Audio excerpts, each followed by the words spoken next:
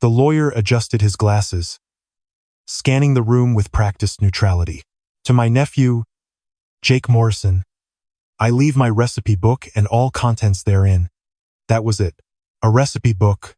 My mother got the house in Oak Park, a 3-bedroom bungalow worth maybe $400,000. My brother, Marcus, got $38,000 in savings. Money Uncle Tony had somehow managed to accumulate despite running a failing pizza restaurant for 30 years. My father got the 1967 Mustang that Uncle Tony had restored himself, kept pristine in a garage I had helped him organize 100 times. And I got paper, a worn leather recipe book that probably cost $20 at some kitchen supply store. Marcus actually laughed. Right there in the funeral home, sitting in the 3rd row, he let out this sharp bark of laughter that cut through the silence like a knife. Sarah, his wife, elbowed him, but it was too late. The sound had already escaped, already poisoned the air. A cookbook. Of course, Tony would give Jake a cookbook. What else would you give the family failure? I did not react. I did not defend Uncle Tony or myself. I simply stood when the lawyer gestured, walked to the front of the room, and took the recipe book from his hands. It was heavier than I expected. The leather soft and worn from decades of use, pages stained with olive oil and tomato sauce. My mother, Christine Morrison, sighed that particular sigh she had perfected over 29 years of disappointment in me. Jake, I am sure there are some nice recipes in there. Your uncle always did make a good marinara. You could use them at that restaurant you work at, the restaurant I work at, not my restaurant, not my kitchen, just that place where I work, slinging orders at $18 an hour plus tips. Coming home at midnight smelling like fryer oil and failure. I slipped the recipe book into my jacket pocket and left before anyone could say anything else. My name is Jake Morrison, and at 29 years old, I had built exactly the kind of life my family predicted for me. Line cook at a mid-tier Italian restaurant in downtown Chicago, living in a studio apartment in Logan Square that cost $1,200 a month, which was about $900 more than I could comfortably afford. No college degree, no prospects, no plan beyond showing up for my shifts and trying not to think too hard about how everyone else my age seemed to have their lives figured out. You are wasting your potential. My father used to tell me this at least once a month, usually over dinner at their house, usually after a few glasses of wine. You could have gone to Northwestern. You had the grades. You had the SAT scores. But no, you wanted to cook. My father, Richard Morrison, was a corporate attorney, partner at a downtown firm, corner office, 6-figure salary that allowed them to live in Oak Park in a house with actual crown molding and a dining room they only used for holidays. My mother taught at a private school, making decent money and spending most of it on maintaining the image of a family that had it all together. Marcus, my older brother by 3 years, worked in finance, something with derivatives that I never understood and he never bothered explaining. He made more than Dad, lived in a high-rise in River North, drove a Tesla, and never missed an opportunity to remind me that I could have had this too if I had just applied myself. But I did not want Northwestern. I wanted Uncle Tony's kitchen. Tony Marchetti was not actually my uncle, not by blood anyway. He was my dad's best friend from high school, the guy who had been around so long that calling him anything else felt wrong. He opened Marchetti's Pizza in 1992, a tiny storefront in Bridgeport with 6 tables, a kitchen the size of a closet, and dreams of building something that mattered. The pizza was incredible, not just good, but the kind of good that should have made him rich. Thin crust that crackled when you bit into it. Sauce made from San Marzano tomatoes that he imported himself. Cheese from a supplier in Wisconsin that he had been working with for 25 years. But Uncle Tony was terrible at business. He undercharged. He gave away free meals to anyone with a hard luck story. He let regular customers run tabs that they never paid off. He poured money into the restaurant and got nothing back except the satisfaction of watching people enjoy his food. Your uncle is a fool. My mother said, this maybe 1,000 times over the years. A talented fool, but a fool nonetheless. He could have franchised. He could have sold the recipes. He could have done something with that talent instead of wasting it on a restaurant that barely breaks even. But I loved that restaurant. I loved the smell of yeast and rising dough. I loved the sound of the brick oven crackling. I loved watching Uncle Tony work, the way he could stretch dough thin enough to see through, the way he could tell if a pie was done just by listening to it cook. I started working there when I was 16, washing dishes and bussing tables. By 18, I was prepping ingredients. By 20, I was making pizzas under Uncle Tony's watchful eye, learning the techniques he had spent decades perfecting. My family hated it. "You are throwing your life away." My father told me when I announced I was not going to Northwestern that I was going to stay in Chicago and work at Marchetti's instead. "You could be anything, Jake. A lawyer, a doctor, something that matters. And you want to make pizza?" But Uncle Tony understood. He pulled me aside after one particularly brutal family dinner where my mother had cried actual tears over my wasted potential. "Some people," he said, "they measure success in dollars and titles. They think if you are not wearing a suit and sitting in an office, you have not made it. But success is not about what other people think, Jake. It is about doing something you love and doing it well. Are you happy here?" "I am." "Then you are already successful. Do not let anyone tell you different." I worked at Marchetti's for 11 years. 11 years of early mornings and late nights, of flour under my fingernails and burns on my forearms. Uncle Tony paid me what he could, which was not much, but he taught me everything. How to make dough that was light enough to float but strong enough to hold toppings. How to balance flavors so every bite was perfect. How to read customers to know what they needed before they ordered. But more than that, he treated me like family. Real family, not the kind that measures your worth by your job title. When I had to move out of my parents' house at 22 because I could not stand another lecture about wasted opportunities, Uncle Tony helped me find my apartment. When my girlfriend left me at 25 because she wanted to date someone with ambition, Uncle Tony let me sleep on the couch in his office for a week while I pulled myself together. When my car died at 27 and I could not afford to fix it, Uncle Tony gave me rides to work for 3 months until I saved enough for a used Honda. "Your family thinks I am a bad influence," he told me once. We were closing up the restaurant late on a Tuesday night, the kind of slow night where we had maybe served 30 customers total. "They think I am holding you back from your potential." "Are you?" He smiled. "Only you can answer that, kid. You happy?" "I am." "Then I am not holding you back. I am giving you a place to grow." The restaurant struggled. It had always struggled. There were months when Uncle Tony did not take a salary at all, just paid the staff and the suppliers and hoped there would be something left over. There were years when he almost closed, when the debt got so bad that he talked about selling, but he never did. He kept going, kept making pizza, kept serving the neighborhood that had supported him for 3 decades. "Why do you keep going?" I asked him once. We were in the kitchen at 6 a.m., prepping for the day. The restaurant was empty, quiet except for the sound of his knife on the cutting board. "You could retire. You could sell this place. Live off the money, do something easier." He stopped cutting, looked at me with those dark eyes that had seen too much and somehow stayed kind anyway. "You think this is about money, Jake?" "No." "Then why?" "Because some things matter more than profit. This restaurant, it is not just mine. It belongs to every person who has ever eaten here, every kid who got their first job washing my dishes, every couple who had their first date at table 4. You cannot measure that in dollars. But you could be comfortable. I am comfortable. I got food, I got a roof, I got people I care about. That is more than most people get. What else do I need?" Uncle Tony had a stroke at 68. I was working my shift at the downtown restaurant, in the middle of dinner service, when I got the call.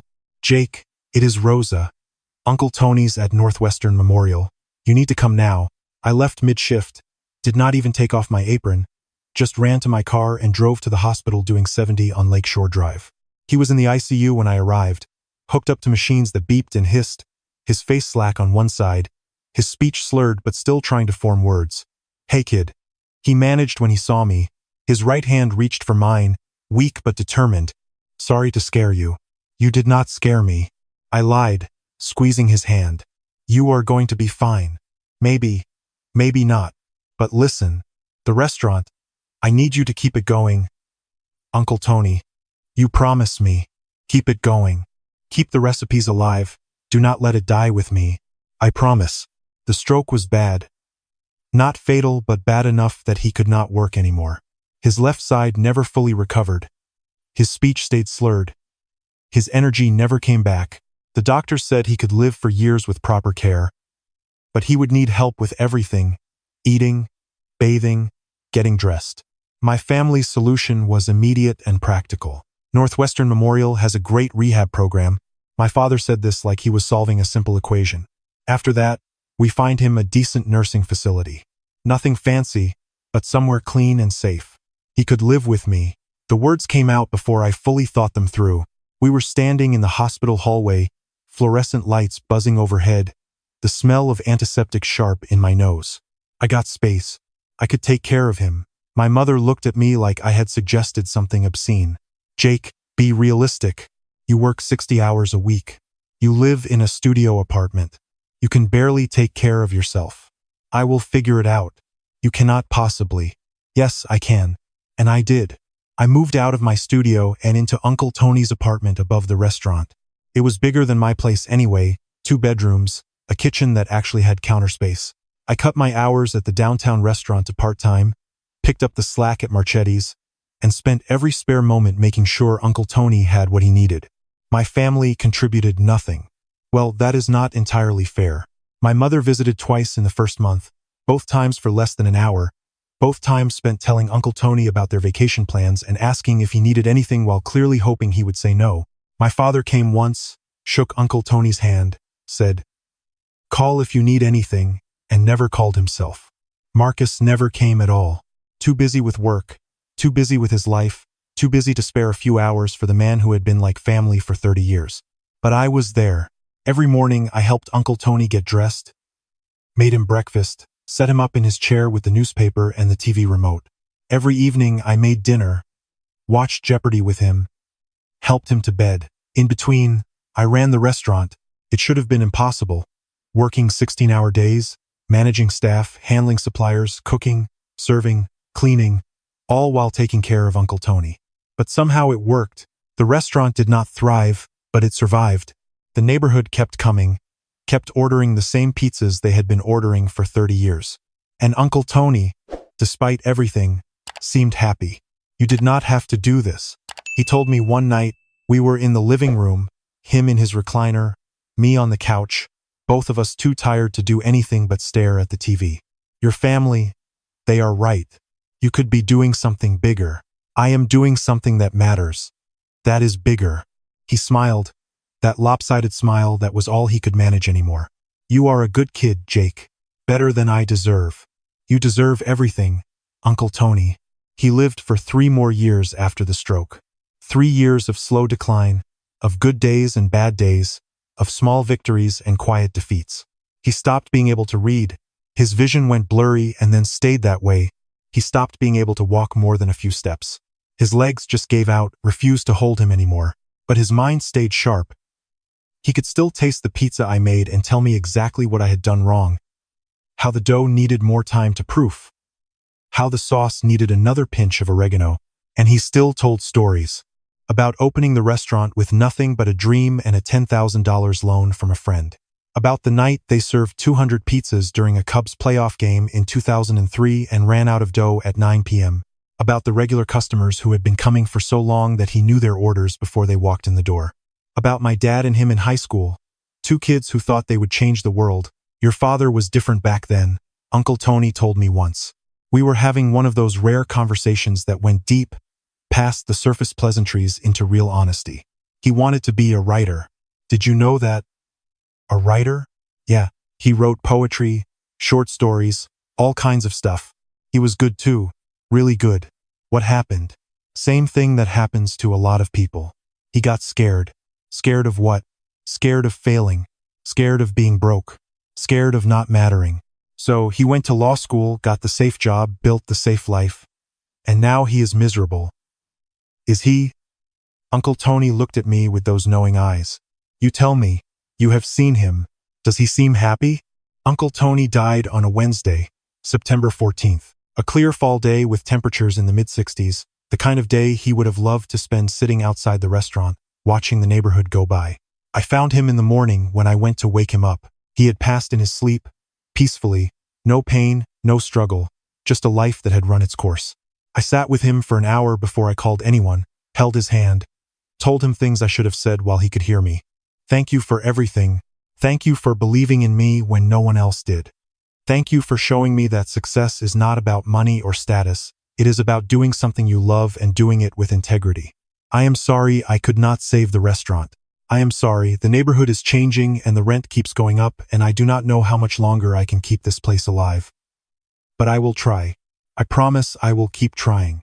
The funeral was small. Maybe 50 people, neighborhood regulars, a few old suppliers, former employees who had moved on to other kitchens. My family sat in the front row, appropriate expressions of solemn grief. My mother dabbing at dry eyes with a tissue. My brother checked his phone twice during the service. My father stared at the casket like he was calculating something. After the service, we gathered at a law office in the Loop for the reading of the will. Uncle Tony had a will. That surprised everyone. He had a lawyer too, some guy named Vincent Delgado who had an office above a pawn shop in Pilsen. Vincent was maybe 60, with gray hair and sharp eyes behind wire-rimmed glasses and the kind of handshake that made you pay attention. Tony was very specific about his wishes. Vincent said, settling papers in front of him. He updated this document about 2 years ago, right after his stroke. He was completely lucid. I have medical records if anyone wishes to challenge it. He looked around the room, letting the weight of that statement settle. Then he read, the house went to my mother, to be sold or kept as she wished. The savings, $38,000, went to Marcus. The Mustang went to my father. Various personal items got distributed to old friends, people whose names I barely recognized. And then there was me. To my nephew Jake, I leave my recipe book and all contents therein. That was when Marcus laughed. The drive back to Bridgeport took forever. Traffic on the Ryan was backed up. Some accident near 35th Street. And I sat in my car for nearly an hour with the recipe book on the passenger seat.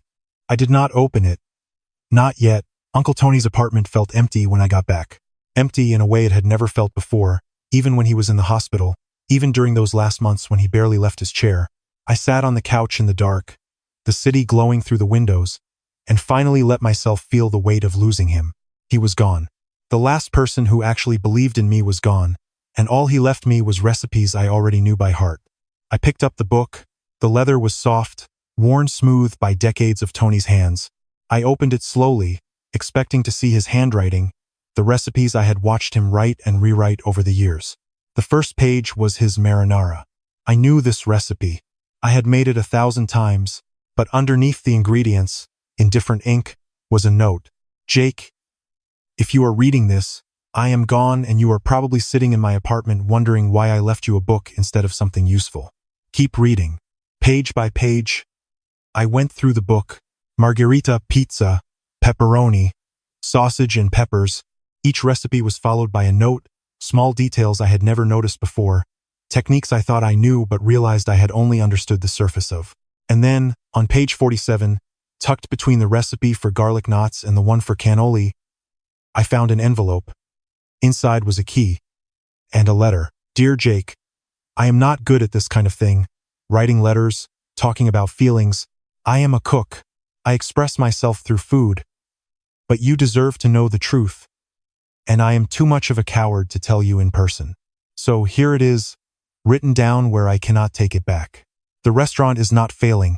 It never was. That was the story I told everyone because it was easier than explaining the truth. The truth is I own the building. Not just Marchetti's, the whole building. 4 stories, 6 units. All of it mine. I bought it in 1995 for $180,000, back when Bridgeport was cheap and nobody wanted to live here. I also owned 3 other buildings within a 6-block radius. I bought them over the years whenever a property came up for sale and I had cash saved. Your family thinks I am broke because I drive an old car and wear the same clothes and live above a pizza place. They think I am a failure because the restaurant barely breaks even. But the restaurant was never about making money, Jake. It was about having a purpose, about being part of a community, about doing something I loved. The real money came from rent. 6 apartments in the building with Marchetti's, 12 apartments across the 3 other buildings. I have been collecting rent for 25 years, charging fair prices, taking care of my tenants, and saving every penny I did not need to live on. 2 years ago, a developer approached me. They want to tear down the buildings and put up condos. They offered me $8.2 million for everything. I said no, not because I do not want you to have the money, but because I wanted to give you a choice. The key in this envelope opens a safe deposit box at First Chicago Bank on Halsted, box number 284. Inside you will find the deeds to all 4 properties, rental agreements, maintenance records, everything you need to keep this going or sell if you choose. You will also find $640,000 in cash. Money I have been saving for you specifically, kept separate from everything else. Here is why I never told you. I know your family. I love them, but I know them. If they knew about this, they would find a way to take it. Lawyers, manipulation, guilt, whatever it took. They would say I was senile, that you took advantage of me, that the money should be split fairly. But there is nothing fair about it, Jake. You are the one who showed up. You are the one who gave up your own life to take care of me when I could not take care of myself. You are the one who kept the restaurant alive, who learned the recipes, who actually cared about preserving something that mattered. Your mother gets the house because it is what she expects. Your brother gets the savings because he has always measured his worth in dollars. Your father gets the Mustang because it reminds him of who he used to be before he got scared. But you get the choice. Sell everything and walk away with $8.2 million. Keep the buildings and collect rent for the rest of your life. Turn the restaurant into something bigger. Or keep it exactly as it is. A small pizza place that barely breaks even but means something to the neighborhood. Whatever you choose, it is your choice. Nobody else's. I never told you this, but you saved my life, Jake. Not dramatically, not with some heroic gesture, but by showing up every day and making me feel like I mattered. Your family looked at me and saw a failure. You looked at me and saw someone worth knowing. That is everything. Be happy, kid. Do whatever makes you happy. And if you decide you never want to see your family again, I will understand. I love you. Always have. Always will. Uncle Tony. P.S. The marinara recipe on page 1. I left out one ingredient. A tablespoon of honey. That is the secret. Do not tell anyone. I read the letter 5 times. Then I sat in the dark and cried for the first time since Uncle Tony died. $8.2 million. He left me $8.2 million. No, that is not right. He left me something more valuable than money. He left me proof that I had not wasted my life, that someone saw me and valued me and trusted me enough to give me a choice. The next morning, I went to the bank.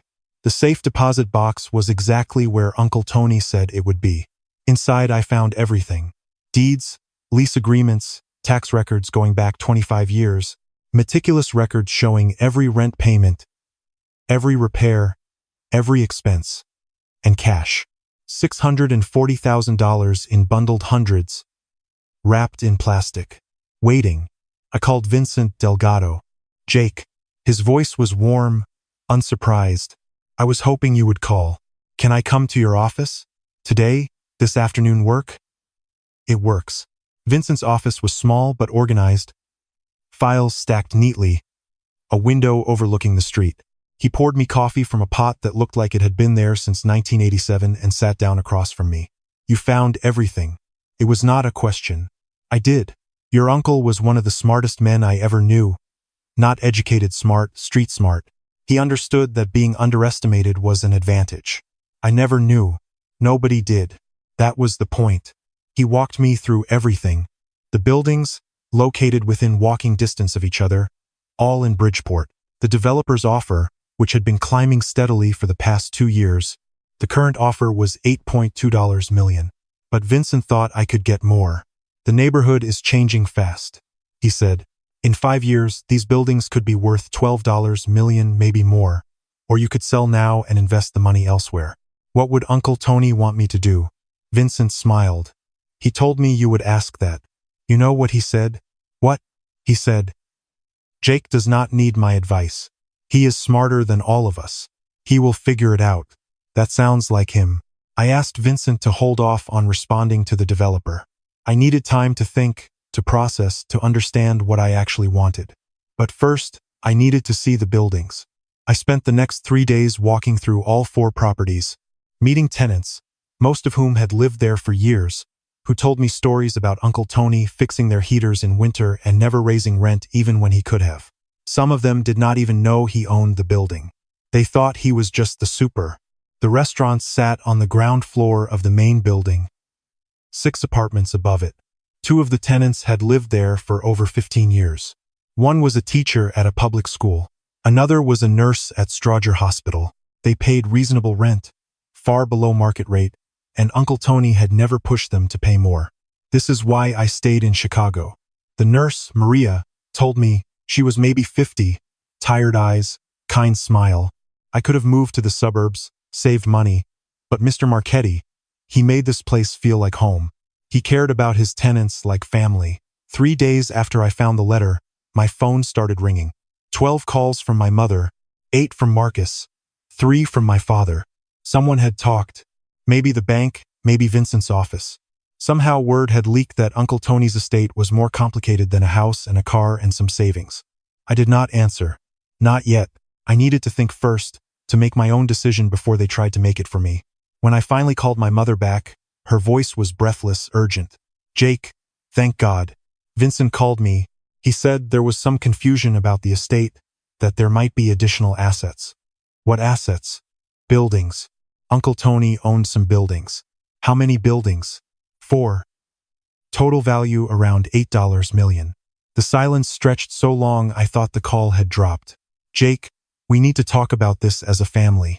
There is nothing to talk about. Of course there is. That kind of money, if Tony really had it, it should be distributed fairly among all of us. He knew what he was doing, Mom. He left you the house. He left Marcus the savings. He left Dad the car. He left me the buildings. That is not fair. Why not? Because she was struggling now, trying to find logic that justified what she wanted. Because we are family. Because your father and Tony were best friends for 40 years. Because Marcus and you are brothers. Because this is too much for one person. He wanted me to have it. The conversation deteriorated from there. Accusations that Uncle Tony was senile, suggestions that I had manipulated him, threats of lawyers and lawsuits in family court. I hung up. An hour later, Marcus called. Little brother. His voice had that aggressive edge he used when he wanted something. We need to talk about this situation. What situation? Do not play dumb. $8 million. That is a lot of money for someone who makes $18 an hour. I make $22 now. Whatever. The point is, you cannot seriously think you deserve all of it. Uncle Tony thought I did. Uncle Tony was a crazy old man who could barely remember his own name at the end. You helped him for what, 3 years? Big deal. I helped him for 11 years, Marcus. I gave up my own life to take care of him. You visited twice. Twice in 3 years. Once to ask if you could borrow money, once to ask if he wanted to invest in your startup. That is not fair. What is fair is that Uncle Tony made his decision. He had a lawyer.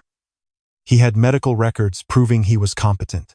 He knew exactly what he was doing, and he chose me. 2 weeks later, my family ambushed me. I say ambushed because that is what it was. My mother texted me asking if I could come to dinner at their house. Just family, she said. We want to talk. To clear the air. I should have known better.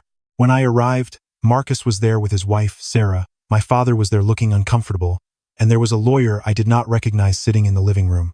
Jake, my mother stood up, her voice syrupy sweet. Thank you for coming. We wanted to discuss this situation like adults. Who is he? I pointed at the lawyer. This is Robert Chen, our family attorney. He specializes in estate law. I started to turn around, to leave, but my father blocked the door. Just hear us out, please. Fine. I will stand here for 5 minutes. Then I am gone. Robert spoke first, his voice professionally sympathetic. Mr. Morrison, your family is concerned that your uncle was not in his right mind when he drafted his will. They believe you may have exerted undue influence over him during his final years. I took care of him. Taking care of someone can blur lines. Living with him, managing his affairs, isolating him from other family members. All of these things can constitute undue influence. I did not isolate him. You kept him from seeing his friends. My mother's voice, wounded, martyred. You made it difficult for us to visit. You never visited. You could have come anytime. The restaurant was always open. You know how busy we are. Too busy for the man who was like family for 40 years? Apparently. Jake. Marcus stood up now. Be reasonable. $8 million. That is life-changing money. You could split it 4 ways, we each get $2 million, everyone is happy. Or, I said slowly, I keep what Uncle Tony left me because it is legally mine and morally mine and he wanted me to have it. You are being selfish. Am I?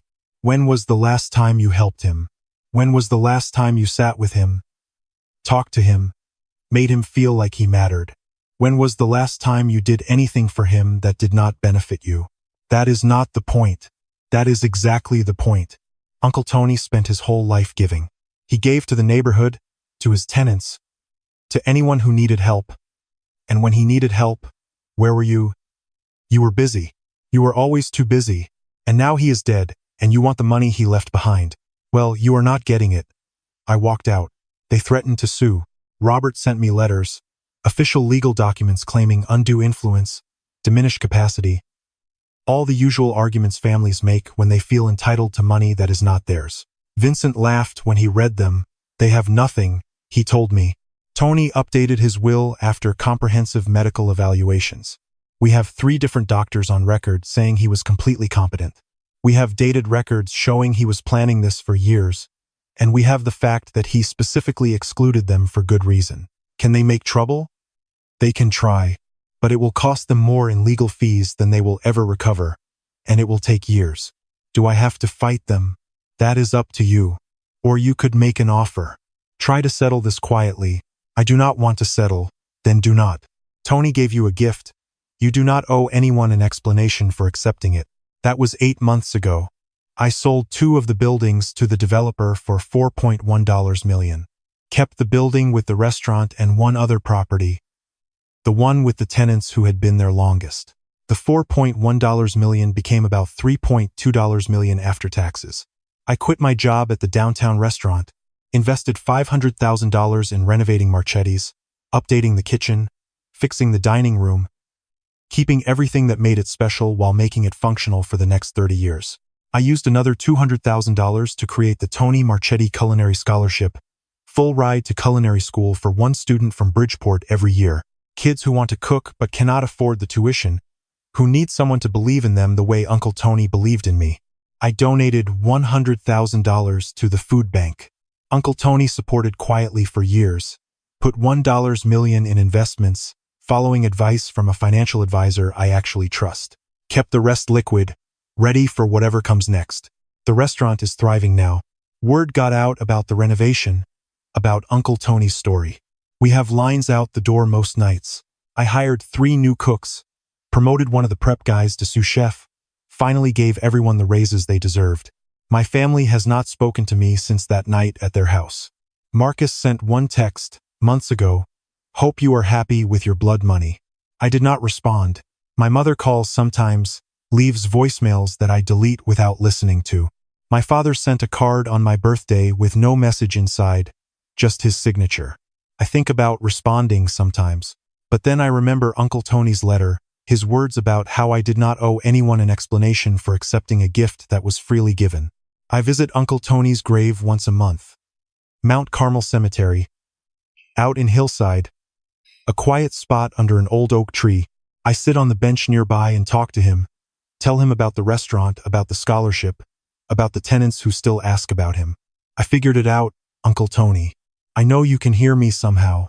I figured out that success is not about what other people think. It is about doing something that matters and doing it with integrity. You taught me that, and I am going to keep teaching it to anyone who will listen. Last week I found the honey, that secret ingredient he mentioned in his letter. I added it to the marinara, just a tablespoon, and tasted the difference immediately. Sweeter, rounder, more complete. That is the thing about Uncle Tony. Even in death, he is still teaching me, still showing me that there is always more to learn, always another layer to discover. I opened the recipe book this morning, looking for something I had not tried yet. On the last page, underneath a recipe for lemon ricotta cookies, there was one final note in his handwriting. "Jake, if you made it this far, you have found everything I left you. The buildings, the money, the recipes, all of it. But here is the real secret, the one that matters more than any recipe or any amount of money. You already had everything you needed. The talent, the integrity, the heart. I did not give you those things. You brought them with you. All I did was give you permission to be yourself. Now go be yourself, loudly, proudly, and do not let anyone tell you that you are not enough. You are more than enough. You always were. Love, Uncle Tony." I closed the book, wiped my eyes, and got back to work. There were pizzas to make, a restaurant to run, a legacy to honor, and I was exactly where I was supposed to be,